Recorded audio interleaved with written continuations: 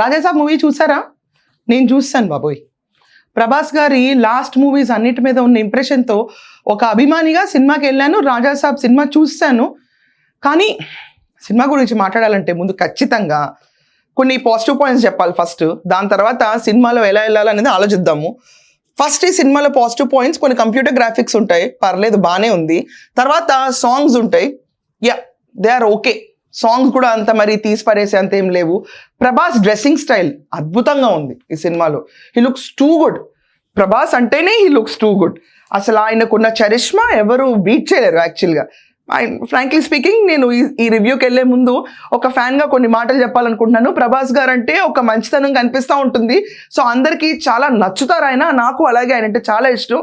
ఆఖరికి లాస్ట్ చేసిన కల్కి మూవీలో కూడా ఎవ్రీథింగ్ సూట్స్ హిమ్. ఆది పురుష్లో శ్రీరాములు వారికి రోల్ వేసిన తర్వాత ఇంకా పెద్ద ఫ్యాన్ అయ్యాను నేను. ఇది my own opinion about it.